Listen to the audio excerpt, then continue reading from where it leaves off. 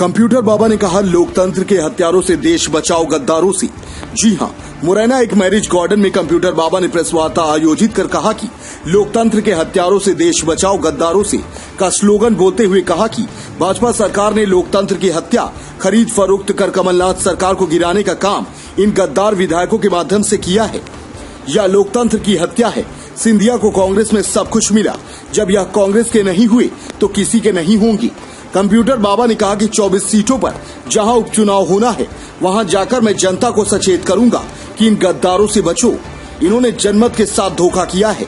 इन गद्दारों को जनता सबक सिखाएगी। राम मंदिर मामले पर भी कंप्यूटर बाबा ने कहा कि अयोध्या राम मंदिर पर भी भाजपा राजनीति कर रही है। जो साधु संत मंदिर निर्माण के लिए कर मर गए, उन्हें बुलाया ही नहीं गया। इतना कहकर चुप हो गए और कहा कि आज सिर्फ इन गद्दारों के बारे में बात करेंगे। हम कांग्रेसी नहीं हैं। हम कांग्रेस का भाई चुनी हुई सरकार को बोल रहे हैं। कोई भी सरकार को यदि चुनता है, यदि मोदी सरकार को चुना है तो 5 साल मोदी सरकार को देखना है। हमको उसको गद्दारी, यदि हम उसकी हत्या करते हैं, तो यदि हम उसको गिराते हैं तो लोकतंत्र की हत्या होती है। हमारा लोकतंत्र का सिस्टम है, 5 साल के लिए चुने जाते हैं। हम बर्बाद हो रहे हैं, हमारा पैसा बर्बाद होता है। किसका होता है? जनता का होता है कि इनका होता है? लेकिन भ्रष्टाचार के कांग्रेस और ना ही आप अभियान चल रहे हैं, नहीं बता रहे हैं। दूसरी बात, आप कांग्रेस के संबंध दूर करके बात कर रहे हैं। आपकी कांग्रेस के बैनर लगाए। हम तो देखिए, हमारे पास कोई कहाँ बैनर लगे, हम उससे मतलब नहीं है। हमारा लोकतंत्र से मतलब है। आप बताइए, लोकतंत्र की हत्या हुई कि नहीं हुई? आप बताइए, क्या नहीं हो रही? चुनी हुई सरकार को, बहुमत की सरकार को गिरा रहा है, ये नहीं हो रहा। और जो बेच रहा, जो खरीद रहा, खुद भी बिक रहा, खरीदने वाला तो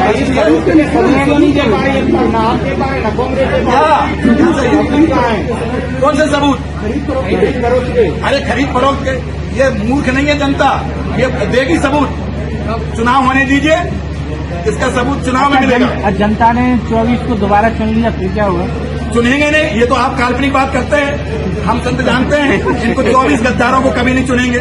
इनको बोलेंगे कि हमने तुम्हें बिना पैसे के मत दिया है, बिना पैसे का वोट दी है, आप पैसे लेकर घर आ गए, ये बोलेंगे। 24 नहीं है, 29 हो रहे हैं। बताएंगे ना, सबूत आएगा। नहीं, चुनाव बताएंगे, अब ऐसे बताते थे सबूत। 24 नहीं, 29 हो रहे हैं। उनको तो 35 हो जाए, 2 से हजार, तो अभी जनता भाजपा को हराएगी, नहीं तो राड़ी कटवा देगा हमारा नाम पालेगा। चलिए, महाराष्ट्री बोलेंगे। 2 मिनट महाराष्ट्री। आप बीजेपी को अच्छी तरीके से जानते हैं। जिस आदमी ने जिसको जेल जाने से बचाया, आज उसकी क्या दशा है? बीजेपी राजनीति नहीं होना चाहिए। आप बताइएगा, राजनीति नहीं हो रही है? क्या राजनीति हो रही है? ये हो रही है कि चारों शंकराचार्य को भूमि पूजन में नहीं बुलाना चाहिए। पूरे जो साधु संत मर गए कर के राम मंदिर के लिए, अपने जान निछावर कर दिए, राम मंदिर बने, उनका कोई पता नहीं है और राजनीति की रोटियां सेकने लगे। संत का चारों पीठ के शंकराचार्य को क्या बुलाया गया है? आप बताइए, मैं आपके माध्यम से पूछना चाहता हूं। हमारे रामानंद संप्रदाय से किसको बुलाया है? इसके बारे में यदि आपको बात करना है तो अलग से बात करिए। आज तो केवल इन गद्दारों के बारे में बात करेंगे। लोकतंत्र हत्यारों से, लोकतंत्र हत्यारों से। भारत माता की, भारत माता की। इस ढंग से इस 24 गद्दारों ने लोकतंत्र की हत्या की है। खरीद फरोख्त करके भ्रष्ट शिवराज सरकार ने इनको मिलकर के सरकार बनाई है। पूरा समाज इनका विरोध करती है। आने वाले समय में हर विधानसभा में, 24 विधानसभा में जाएंगे और चौपाल कार्यक्रम करेंगे। जनता से, माताओं बहनों से संवाद करेंगे और कहेंगे कि आपका दिया हुआ मत, आपकी वोट को बेच दिया, आपको बेच दिया और विधायक खुद बिक गए। इस देश में कभी ऐसा नहीं हुआ जैसे लोकतंत्र की हत्या हुई है। अब केवल धर्म और अधर्म की लड़ाई है। अब धर्म और अधर्म के साथ अब इन्हें कांग्रेस और बीजेपी नहीं, अब जनता, साधु संत, धर्म रहेगा और बीजेपी और ये बेईमान विधायक ये रहेंगे एक तरफ, अधर्म रहेगा एक तरफ। अब जिस ढंग से इन्होंने गलत तरीके से सरकार को गिराया है, जो 15 वर्ष में काम नहीं कर पाए, वो काम 15 महीने में कमलनाथ सरकार ने काम किया है। इसलिए पूरा संत समाज का कहना है, जनता जनार्दन को बताना चाहते हैं कि कम से कम 5 साल सरकार को चलने देते।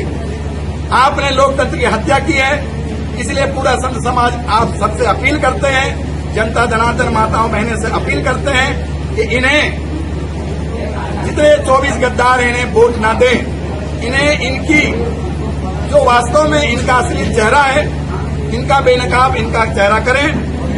और अब धर्म और अधर्म की लड़ाई है, इसलिए अब आपको सोचना है, ये अभी कुछ कम में बिके हैं, आने वाले समय में कुछ ज्यादा में बिक जाएंगे, इनका कोई भरोसा नहीं है।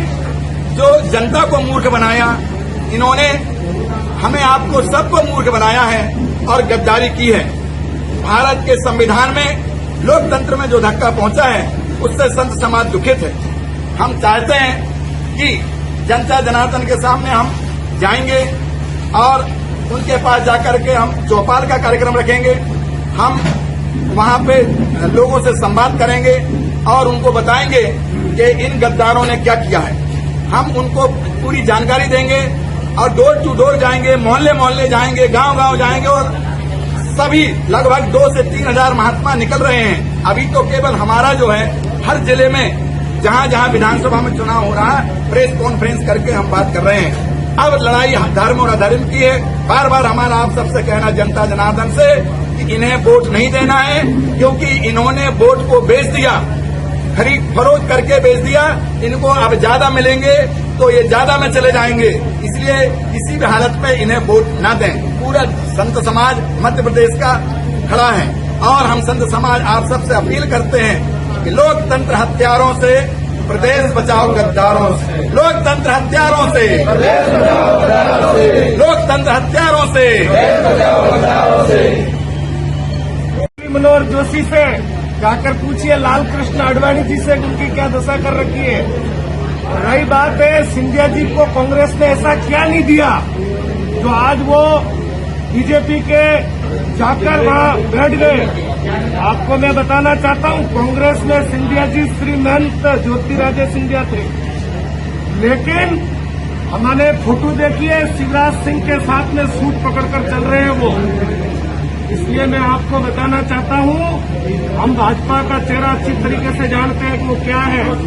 रही बात कांग्रेस और बीजेपी की, जहां जरूरत पड़ेगी सत्यता की, हम कांग्रेस का साथ देंगे और जहां पर कांग्रेस सत्य को कुचलने का प्रयास करेगी, हम उसके खिलाफ भी खड़े हो जाएंगे। रही बात कंप्यूटर बाबा की, कंप्यूटर बाबा के ऊपर एक भी दाग नहीं है। जितने भी संत समाज आप देख लीजिए, कंप्यूटर बाबा ने अपने राज्य के तिलक को लात मार दी, क्योंकि इनको नर्मदा बचानी थी और सत्य के रास्ते पर चलना था, इसलिए उन्होंने मंत्री पद ठुकराया। और मैं आपको बताना चाहता हूं, हमारे कंप्यूटर बाबा ने संत समाज के साथ में केवल मध्य प्रदेश को आगे ले जाना, मध्य प्रदेश के युवाओं का भविष्य बने, मां नर्मदा जहां अवैध खनन होता है वो अवैध खनन समाप्त हो, हमारे बच्चे अच्छे शिक्षित बने, समर्पित भावना रखें। लेकिन इन्होंने लोकतंत्र की हत्या की है, ये आपको मानना पड़ेगा। क्यों कि इन्होंने बेंगलोर की होटल में जाकर सौदा किया है। अगर ऐसे सत्यवादी होते, प्रेस कॉन्फ्रेंस करते, जनता के सामने आते, जनता के सामने बात रखते कि हमारा काम नहीं हो रहा है, ये कमलनाथ हमारा शोषण कर रहा है, तो बात बनती कि उन्होंने पैसे नहीं लिए, लेकिन बंद कमरे में होटल के अंदर जाकर ऐसी कमरे में उन्होंने सौदा किया है। इसलिए प्रदेश के गद्दार हैं और रहेंगे। भारत माता की। दूसरी बात, आप मुझसे सवाल कर सकते हैं, रही बात राम मंदिर की, प्रत्येक सन्यासी और प्रत्येक भारतीय जो राष्ट्र को मजबूत करना चाहता है वो राम का विरोध कभी नहीं कर सकता। हमने कभी जीवन में ना तो राम का विरोध किया है और ना करेंगे, क्योंकि हमारी भावना ही सर्वे भवन्तु वाली है। हम तो सबको साथ में ले जाकर सबके साथ में रहने वाले लोग हैं।